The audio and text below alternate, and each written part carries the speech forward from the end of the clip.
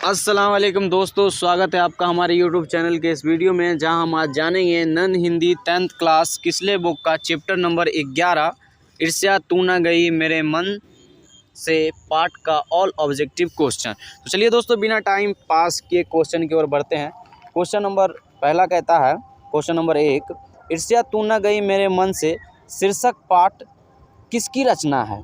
Option number आपका क में होगा कि पंत की, ऑप्शन नंबर ख में रामधारी सिंह दिनकर की, ऑप्शन नंबर ग प्रेमचंद और ऑप्शन नंबर घ में अरुण कमल की। ठीक है दोस्तों, तो इसका करेक्ट आंसर जो आपका होगा वो होगा आपका ऑप्शन नंबर ख रामधारी सिंह दिनकर। ईर्ष्या तू न गई मेरे मन से शीर्षक पाठ के लेखक जो है वो है रामधारी सिंह दिनकर। लेखक या रचनाकार कहिए, सेम में होता है। चलिए आगे बढ़ते हैं।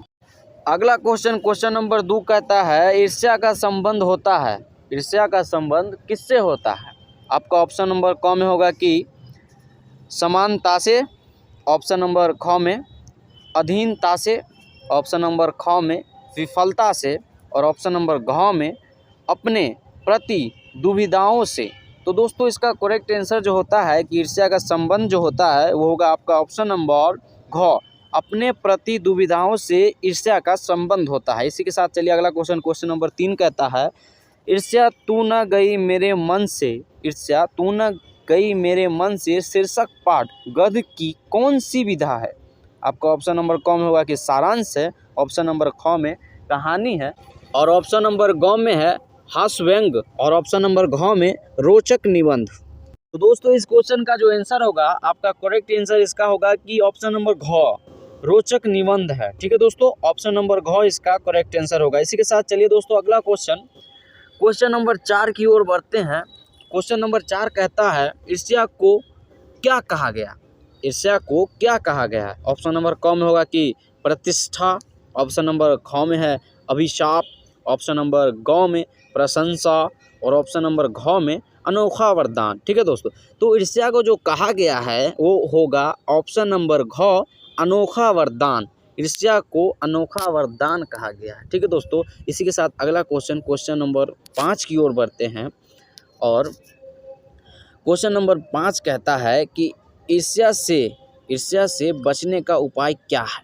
इसका ऑप्शन है, ऑप्शन नंबर क में कहता है घृणा, ऑप्शन नंबर ख में क्रोध और ऑप्शन नंबर ग में मानसिक अनुशासन और ऑप्शन नंबर घ में शारीरिक अनुशासन। तो दोस्तों ईर्ष्या से बचने का जो उपाय बताया गया है वो है मानसिक अनुशासन। ऑप्शन नंबर ग इसका करेक्ट आंसर होगा मानसिक अनुशासन।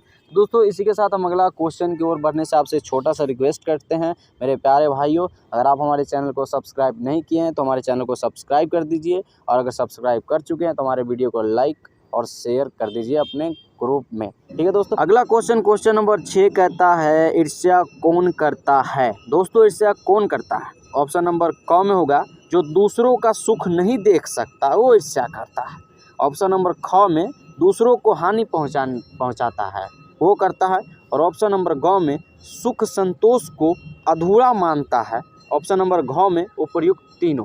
तो दोस्तों इसका करेक्ट आंसर जो होगा वो होगा आपका ऑप्शन नंबर घ उपर्युक्त तीनों ईर्ष्या करता है। ठीक है दोस्तों, इसके साथ अगला क्वेश्चन आपका क्वेश्चन नंबर 7 कहता है, कौन ईर्ष्या की बड़ी बेटी है? कौन ईर्ष्या की बड़ी बेटी है? ऑप्शन नंबर क में है कि दुख है, ऑप्शन नंबर ख में सुख और ऑप्शन नंबर ग में निंदा और ऑप्शन नंबर घ में पड़ोसी। तो दोस्तों इसका करेक्ट आंसर जो होगा कि ईर्ष्या की बड़ी बेटी कौन है, तो इसका करेक्ट आंसर होगा आपका ऑप्शन नंबर ग निंदा। निंदा ईर्ष्या की बड़ी बेटी है और ये काफ़ी वीवीआई ऑब्जेक्टिव क्वेश्चन है, थोड़ा सा इस पर ध्यान दीजिएगा। ठीक है दोस्तों, तो इसी के साथ अगला क्वेश्चन की ओर बढ़ते हैं। क्वेश्चन नंबर 8 कहता है, हमें नहीं होना चाहिए, हमें नहीं होना चाहिए, हमें क्या नहीं होना चाहिए? ऑप्शन नंबर क में कि हमें दयालु नहीं होना चाहिए, ऑप्शन नंबर ख में हमें कमाऊ नहीं होना चाहिए, हमें ज़्यादा नहीं कमाना चाहिए और ऑप्शन नंबर ग में हमें ईर्ष्यालु नहीं होना चाहिए और ऑप्शन नंबर ख में हमें परोपकारी नहीं होना चाहिए। तो दोस्तों हमें क्या नहीं होना चाहिए, इसका करेक्ट आंसर आपका ऑप्शन नंबर ग है कि हमें ईर्ष्यालु कभी भी नहीं होना चाहिए, ताकि नहीं अगर आप ईर्ष्यालु होते हैं तो आप लाइफ में कभी भी आगे नहीं बढ़ सकते। ठीक है दोस्तों, तो इसी के साथ अगला क्वेश्चन क्वेश्चन नंबर 9 कहता है दिनकर किस रचनाकार के नाम से जुड़ा है। दिनकर किस रचनाकार के नाम से जुड़ा है। इसका क में होगा कि गोपाल सिंह नेपाली के, ऑप्शन नंबर ख में रामधारी सिंह के, और ऑप्शन नंबर ग में फणीश्वर नाथ रेणु के, और ऑप्शन नंबर घ में प्रेमचंद से। तो दोस्तों इसका दिनकर जी का जो पूरा नाम है रामधारी सिंह दिनकर, तो ये जो जुड़े हैं रामधारी सिंह दिनकर से। तो इस हिसाब से इस क्वेश्चन का आंसर क्या हुआ। इसका करेक्ट आंसर हुआ ऑप्शन नंबर ख रामधारी सिंह दिनकर। रामधारी सिंह दिनकर इसका पूरा नाम है। ठीक है, अगला क्वेश्चन है क्वेश्चन नंबर 10 है रामधारी सिंह दिनकर का जन्म हुआ। रामधारी सिंह दिनकर का जन्म कहाँ हुआ। तो ऑप्शन नंबर क में है बंगाल में, ऑप्शन नंबर ख में उत्तर प्रदेश में, और ऑप्शन नंबर ग में बिहार में, और ऑप्शन नंबर घ में दिल्ली में। तो दोस्तों इस क्वेश्चन का करेक्ट आंसर होगा ऑप्शन नंबर बिहार। रामधारी सिंह दिनकर जी का जो जन्म हुआ है वो बिहार में हुआ है। ऑप्शन नंबर ग इसका करेक्ट आंसर होगा। और एक बात और बता दें कि रामधारी सिंह दिनकर हमारे ही डिस्ट्रिक्ट समस्तीपुर से बिलोंग करते थे और हमारे समस्तीपुर जिला में ही उनका जन्म हुआ, समस्तीपुर बिहार में। ठीक है दोस्तों, अगला क्वेश्चन नंबर 11 है रामधारी सिंह दिनकर द्वारा रचित पाठ है। रामधारी सिंह दिनकर द्वारा रचित पाठ है। ऑप्शन नंबर क में है ईर्ष्या तू न गई मेरे मन से, ऑप्शन नंबर ख में ईदगाह, और ऑप्शन नंबर ग में ठेस, और ऑप्शन नंबर घ में सुदामा चरित। तो रामधारी सिंह दिनकर द्वारा रचित पाठ जो है वो है ईर्ष्या तू न गई मेरे मन। ऑप्शन नंबर क इसका करेक्ट आंसर होगा, ईर्ष्या तू न गई मेरे मन से। ठीक है दोस्तों अगला क्वेश्चन 12 में कहता है किसके वैभव की वृद्धि से वकील साहब का कलेजा जलता था। किसकी वैभव की वृद्धि से वकील साहब का कलेजा जलता था। ऑप्शन नंबर क में डॉक्टर के, ऑप्शन नंबर ख में सिपाही के, ऑप्शन नंबर ग में ठेकेदार के, और ऑप्शन नंबर घ में बीमा एजेंट से। तो दोस्तों इसका करेक्ट आंसर होगा बीमा एजेंट। ऑप्शन नंबर घ इसका करेक्ट आंसर होगा। इसके साथ आगे बढ़ते हैं। अगला क्वेश्चन नंबर 13 कहता है वकील साहब हैं। वकील साहब क्या है। ऑप्शन नंबर क में ईर्ष्यालु है, ऑप्शन नंबर ख में परोपकारी है, और ऑप्शन नंबर ग में उदासीन है, और ऑप्शन नंबर घ में राजनीतिज्ञ हैं। तो दोस्तों वकील साहब जो थे वो थे ईर्ष्यालु। ऑप्शन नंबर क इसका करेक्ट आंसर होगा ईर्ष्यालु। ठीक है दोस्तों, इसके साथ अगली क्वेश्चन की ओर बढ़ते हैं। अगला क्वेश्चन है दोस्तों वकील साहब क्यों सुखी नहीं है। वकील साहब क्यों सुखी नहीं है। ऑप्शन नंबर क में गरीबीवश। दोस्तों अगला क्वेश्चन नंबर 14 कहता है वकील साहब क्यों सुखी नहीं थे। वकील साहब क्यों सुखी नहीं थे। इसका ऑप्शन होगा बीमारीवश, ऑप्शन नंबर ख में ईर्ष्यावश, ऑप्शन नंबर ग में गरीबी से, और ऑप्शन नंबर घ में पैसे की तंगी से।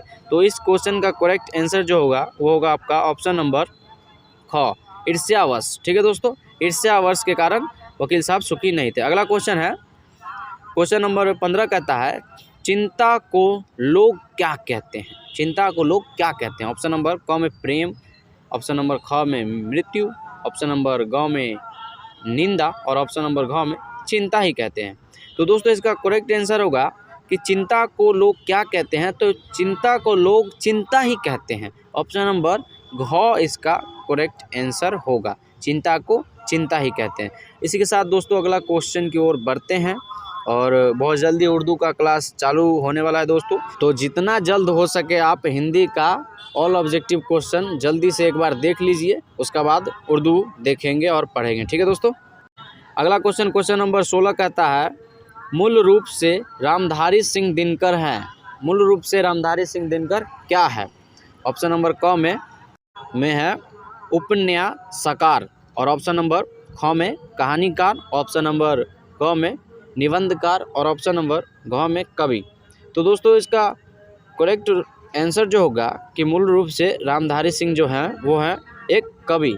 ऑप्शन नंबर घ इसका करेक्ट आंसर होगा, मूल रूप से कवि हैं। ठीक है, अगला क्वेश्चन आपका क्वेश्चन नंबर 17 कहता है यार ये तो बाजार की मक्खियां हैं जो अकारण हमारे चारों ओर भिन भिनाया करती है। यह पंक्ति है, यानी यह पंक्ति कहाँ की है और किसकी है। ऑप्शन है आपका ऑप्शन नंबर क में माओ से तुंग की, और ऑप्शन नंबर ख लेनिन की, ऑप्शन नंबर ग नीतीश की, और ऑप्शन नंबर घ कार्ल मार्क्स। तो दोस्तों इसका करेक्ट आंसर जो होगा वो होगा आपका ऑप्शन नंबर क इसका करेक्ट आंसर होगा। ठीक है दोस्तों, ऑप्शन नंबर क। इसके साथ आगे बढ़ते हैं। अगला क्वेश्चन है क्वेश्चन नंबर 18 कहता है लेखक के अनुसार निंदा की माँ है। लेखक के अनुसार निंदा की माँ है।